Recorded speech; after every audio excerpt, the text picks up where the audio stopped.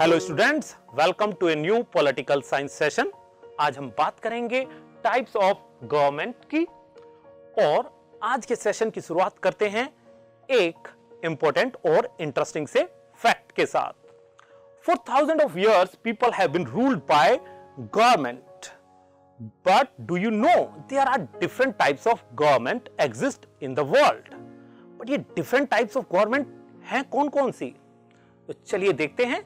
हम आज बात जो करेंगे वो लगभग 8 डिफरेंट टाइप्स ऑफ गवर्नमेंट की करेंगे, जिनमें सबसे first absolute monarchy, after that constitutional monarchy, then direct democracy and after that representative democracy. उसके बाद डिक्टेटरशिप पर आएंगे और फिर एक इंटरेस्टिंग सी टाइप ऑफ गवर्नमेंट है थियोक्रेसी, एंड देन ओलिगार्की, और लास्टली एनार्की। चलिए शुरुआत करते हैं आज के सेशन की यात्रा की एब्सोल्यूट मोनार्की के साथ। एब्सोल्यूट मोनार्की में कोई एक राजा होता है या रानी होती है जो अपने हिसाब से, अपनी इच्छा से पूरे शासन को चलाते हैं, और वो चुने कैसे जाते हैं? हेरिडिटी के द्वारा, यानी कि वंश के द्वारा। आने वाले समय में उनका बेटा या बेटी ही राजा या रानी बनेंगे। ये अक्सर पुराने समय में प्रचलित एक टाइप ऑफ गवर्नमेंट थी, जैसा कि इंडिया में हम अशोक या अकबर की बात करते हैं। आइए इसके बाद बात करते हैं कॉन्स्टिट्यूशनल मोनार्की की।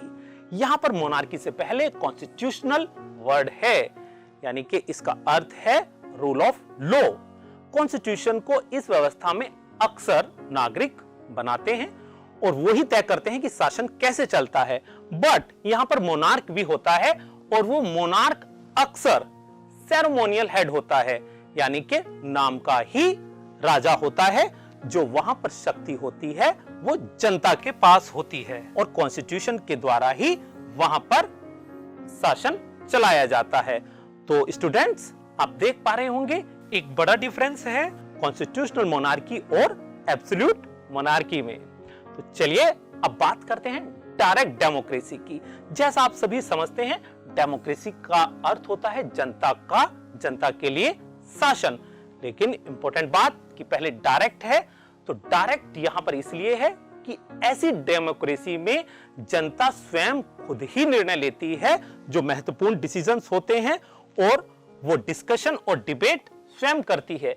यह है अक्सर छोटी कंट्रीज में जहां जनसंख्या कम होती है वहां पर फॉलो की जाती है। इसका एक उदाहरण हम देख सकते हैं, स्विट्जरलैंड। लेकिन जहां पर जनसंख्या बड़ी हो वहां पर कौन सी व्यवस्था अच्छी होती है डेमोक्रेसी में? तो वो होती है रिप्रेजेंटेटिव डेमोक्रेसी, यानी कि उस डेमोक्रेसी में जो सिटीजन्स होते हैं अपने रिप्रेजेंटेटिव इलेक्ट करते हैं, और वो इलेक्ट जो रिप्रेजेंटेटिव होते हैं उनके बिहाफ पर वो रिस्पॉन्सिबिलिटी को फॉलो करते हैं, परफॉर्म करते हैं, डिसीजन लेते हैं, या तो पार्लियामेंट में या विधानसभा में। रिप्रेजेंटेटिव डेमोक्रेसी के उदाहरण के रूप में हम इंडिया और अमेरिका को देख सकते हैं। तो चलिए अब बात करते हैं एक अलग तरह की टाइप ऑफ गवर्नमेंट की, और यह है डिक्टेटरशिप। डिक्टेटरशिप में एक ऐसा व्यक्ति शासन चलाता है जो किसी की नहीं सुनता और सिर्फ अपनी ही चलाता है। यहां कॉन्स्टिट्यूशन अक्सर नहीं होता है, सो उसके पास एब्सोल्यूट पावर होती है, और वो डिक्टेटर नागरिकों के ऊपर या तो फियर के द्वारा, कंट्रोल ऑफ इंफॉर्मेशन के द्वारा, या फिर मिस इंफॉर्मेशन के द्वारा वहां पर शासन चलाता है। इसको अक्सर बहुत अच्छी शासन व्यवस्था नहीं माना जाता। इसके उदाहरण के रूप में हम नॉर्थ कोरिया को देख सकते हैं, जिसकी अक्सर वर्ल्ड में डेमोक्रेटिक कंट्री में ज्यादातर आलोचना भी की जाती है। सो इसके बाद एक और इंटरेस्टिंग शासन व्यवस्था आप सभी के सामने, और वो है थियोक्रेसी। थियोक्रेसी में जो सबसे इंपॉर्टेंट बात होती है कि वहां पर गॉड या डिवाइन बीइंग को अल्टीमेट अथॉरिटी माना जाता है, और वहां कॉन्स्टिट्यूशन की जगह अक्सर जो वहां पर रिलीजियस लॉ फॉलो होते हैं। डिवाइन बुक या होली बुक जो होती है उसके अनुसार ही वहां के सिटीजन्स जो होते हैं वहां की शासन व्यवस्था में अपने लाइफ को चलाते हैं या फॉलो करते हैं। सो थियोक्रेसी बेसिकली इंपॉर्टेंट बात जो है वो रिलीजन से प्रभावित होती है, और इसका एक उदाहरण हम देख सकते हैं आज के समय में ईरान। आइए बात करते हैं ओलिगार्की की।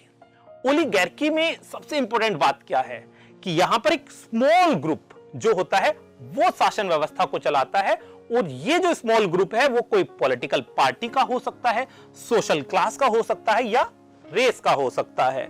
सो इंपॉर्टेंट बात है कि यहां फुल फ्लैश डेमोक्रेसी नहीं होती है, कुछ चुनिंदा लोग ही शासन व्यवस्था को संभाल रहे होते हैं।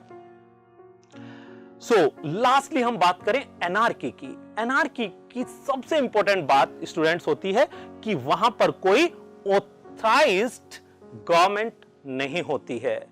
यहां पर माना जाता है कि स्वतंत्रता, लिबर्टी जो होती है वो सबसे इंपॉर्टेंट होती है, और इनके अनुसार कोई भी गवर्नमेंट उस लिबर्टी को कम करती है, और कोई भी व्यक्ति अपने ऊपर शासन स्वयं कर सकता है। तो स्टूडेंट्स, ये हमने बात की एक के बाद एक डिफरेंट टाइप्स ऑफ गवर्नमेंट की। तो चलिए देखते हैं हमारी समझ कैसी बनी है इस क्वेश्चन के साथ। What types of government does India have? आप क्या समझते हैं कि इंडिया में कौन सी शासन व्यवस्था है? अगर आप इस सेशन को ध्यान से देख पा रहे होंगे तो इसका आंसर बेहद आसान है, रिप्रेजेंटेटिव डेमोक्रेसी। चलिए और चेक करते हैं आज अपनी समझ को इस सेशन को लेकर एक एमसीक्यू के द्वारा। और क्वेश्चन है, Iran, this country's government is led by religious figure who holds ultimate authority over all decisions. Elected official also hold some power but the religious leader has the final say. आपके सामने options हैं democracy, theocracy, anarchy and last constitutional monarchy. आप अगर इस question को ध्यान से देख पा रहे होंगे तो यहां पर इंपॉर्टेंट बात क्या है, religious leader has the final से। तो इसका आंसर आप सभी समझ गए होंगे, थियोक्रेसी है। तो यहां तक तो बात हुई एमसीक्यू की। अगर अब आप चाहते हैं कि आप आज के सेशन की लर्निंग को और बेहतर बनाएं तो आपके लिए एक इंटरेस्टिंग सा टास्क आपके सामने, और वो है, which type of government do you think would work best in today's world? आप चर्चा कीजिए अपने टीचर्स के साथ, गार्जियंस के साथ, फ्रेंड्स के साथ कि कौन सी व्यवस्था आज के समय में सबसे बेहतर है और क्यों। तो आज के सेशन में इतना ही। Happy learning.